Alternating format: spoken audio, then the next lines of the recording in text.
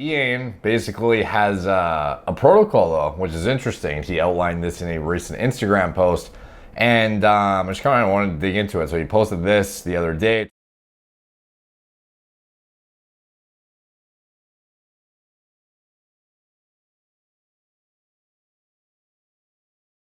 What's up guys, Derek, moreplace.com. Today we're going to be talking about Iain Valliere and how he prevents hair loss. So he's like one of the few bodybuilders who still has a pretty good head of hair, considering he's in the open class and presumably takes a fairly decent androgen load on a regular basis. If you are prone to male pattern baldness, using gear is going to expedite that significantly, and frankly, everyone is prone to some extent. You never see guys really, except Ronald Reagan, make it to old age with a Norwood Zero. So Iain basically has a protocol though, which is interesting. He outlined this in a recent Instagram post, and I just kind of wanted to dig into it. So he posted this the other day, 2020 New York Pro Champion, and then somebody commented, "Look at that hair.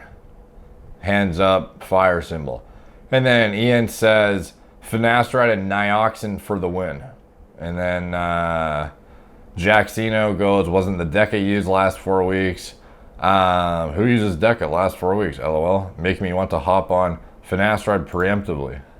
Shh, don't tell the secrets. And he says, "I personally have never had any sides, but I know that's not the reality for everyone." So anyways, he's been on Finasteride for a while. I've actually heard him talk about this in other interviews, and apparently he's actually pretty aware, like he doesn't want to lose his hair. Apparently he actually talks about that a fair amount, how that is the one side effect he does not want to get. And fair enough, that's I am totally on board with that. So as far as his protocol specifically, Finasteride and Nioxin, what do I think about that? So Finasteride, obviously I'm on board, especially if you're on testosterone base year round, probably like he is. Even if you were natural, like think about it, like every single dude is pretty much going to go bald at some point or severely be much worse off than they were in their youth. No one really makes it, like I said, except Ronald Reagan unscathed. And it's literally, you only produce like a handful of milligrams per day, guys, of testosterone. So if you're producing on average, let's say it's like 3 to 10 milligrams per day, and the average is more like 6 per day, and only 1/10 of that is DHT, you're producing, let's just say if you're a genetic freak, you're making 70 milligrams of unesterified testosterone per week naturally. 1/10 of that is DHT. So you literally have like 7 milligrams of DHT, and that's enough to make you go bald. So think about that. So if you're using like even a testosterone base of 200, 250 milligrams on a yearly basis as a free bodybuilder, as an open bodybuilder, and then you're also blasting for contest prep phases with higher dosages, you can just imagine the androgen receptor activation that's going to occur in the amount of 5-alpha reduction to DHT with the exogenous testosterone as well. That's not even accounting for all of the other anabolics that have their own inherent androgenicity and can cause hair loss too. So the Finasteride, pretty much a no-brainer in my opinion if you're using testosterone year-round like he probably is. As far as Nioxin, that is the main thing we're going to get into. Like, I don't think anyone would dispute that Finasteride's a smart move based on assuming he doesn't use nandrolone ever, at which point it would be a bad choice. And if you want to see why, check out my card on why to not combine Finasteride with nandrolone or Deca or nandrolone phenylpropionate. And keep in mind too, as far as what Finasteride will protect you from, there's a huge misconception that it just protects you in general. And in reality, there's only one steroid that it's really going to protect you from. Actually, it's the only thing it's going to protect you from is steroids that 5-alpha reduce to more androgenic metabolites. So that pretty much leaves like testosterone and I believe halo, and that's pretty much it. No one's using halo on a regular basis. Everyone's on testosterone all the time though. So Finasteride helps a lot with preventing hair loss caused by testosterone turning into DHT. It does absolutely fucking nothing to deal with the other steroids you're using though. So just keep that in mind. But the fact that he's being able to keep his hair to a pretty decent extent, like it still looks pretty solid for the amount of years he's been doing this, and all he's doing is inhibiting DHT, like that's pretty damn impressive, to be honest. And it just shows how much more tissue selective other compounds are than DHT too, because it's like At the end of the day, you have to consider every other compound that was designed was based off of testosterone and kind of like tweaked and modified to become more tissue selective. So it's like, at minimum, everything else you'd be stacking with your testosterone is like, on paper, should be significantly more anabolic relative to the androgenicity of DHT. So even if you're on, hundreds of milligrams of other shit, it may not be as bad for hair loss as the, 10 milligrams you would have otherwise had naturally produced. It kind of depends. It kind of comes down to a bunch of different things though too, like binding affinity, binding constant, and all this other bullshit that I'm not going to get into in this video. But the Nioxin, I'll show you a more elaborate explanation of why finasteride only protects you essentially from testosterone. And it doesn't even protect you from testosterone, it just protects you from the DHT from that testosterone. I'll put a card up in the corner somewhere here. The video is called something like "The Only Steroids Finasteride Will Protect You From" or something like that. Editor, put that in the thing, please. Also, the Nioxin, so let's get to that. The finasteride obviously makes sense. Nioxin though, what's in Nioxin and would I recommend it? So what is this shampoo?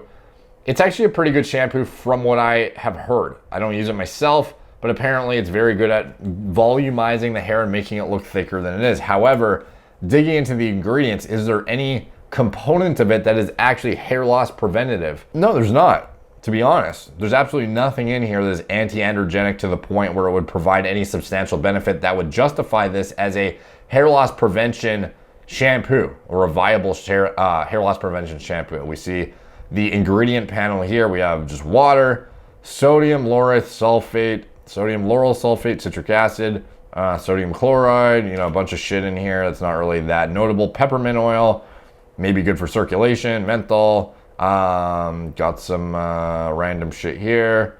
Camellia, sinensis leaf extract, cysteine, blah, blah, blah. Some biotin, B12, niacinamide, pantothenic acid, riboflavin, yeast. Nothing in here though would act as an anti-androgen or a 5-alpha reductase inhibitor. Like there's no zinc in here to inhibit 5-AR1. There's no ketoconazole in here to inhibit androgen receptor activation. There's nothing in here that is providing any kind of benefit from an actual hair loss prevention aspect. So on the surface, while cosmetically Nioxin may help fluff up your hair a bit and make it look fuller temporarily, it's doing absolutely nothing to prevent actual hair loss. Your hair follicles are still going to be miniaturized the same way they were if you weren't using the shampoo. And that's because it has no ingredients whatsoever that inhibit 5-AR more or bind to the androgen receptor and prevent testosterone and DHT from binding and inducing their effects. So the only ingredient really over the counter that can do that is ketoconazole, and then to a lesser extent, there's over the counter stuff you can use that can facilitate other effects, like zinc obviously in a shampoo is going to help inhibit 5-AR to some extent. And there's some other stuff, and then you can get into the weeds of if leaving something on your head for a short period of time is even going to have any kind of effect whatsoever.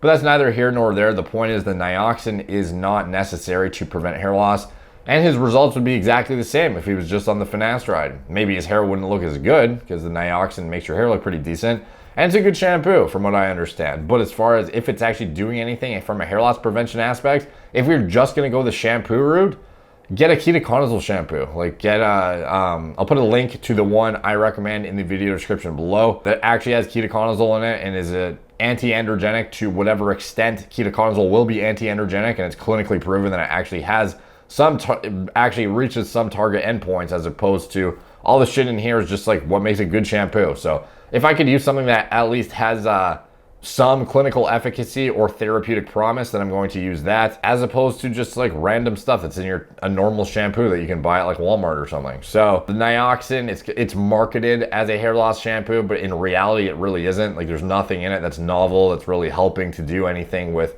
the androgen receptor or helping to decrease DHT or to do anything of that nature. So keep that in mind before you buy something like Nioxin thinking it's a hair loss solution. It's more so just make your hair look better than it does after you clean it. And that's pretty much all it boils down to.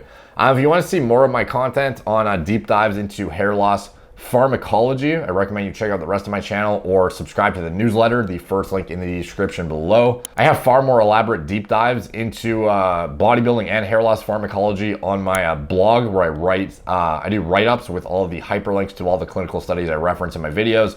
all in concise subsections with table of contents. It's all neatly laid out and professionally proofread and whatnot, as opposed to the videos. I kind of just talk off the cuff. So a lot of incentive to sign up to the newsletter if you haven't, because you won't get sent those articles otherwise. And I already have a lot of published content on hair loss too. If you want to check out the playlist I have on my YouTube channel about all the hair loss videos I've made, I recommend you check those out. And then above and beyond that, if you want to check out the pharma grade hair loss meds that I personally use and some of the stuff that I recommend exploring further, you can check those out in the video description below as well. Yeah, anything else I'm associated with, if you want to follow me on Instagram, that'd be cool. @moreplays_more_dates, Facebook, Snapchat, BitChute, Twitter, TikTok, Apple Podcasts. If you want to listen on audio instead of kill your data on YouTube all the time, it's good to be signed up to the audio formats as well, because otherwise you're going to be driving and wanting to listen and just like plowing through a fucking gigabyte of data every 15 minutes, which is just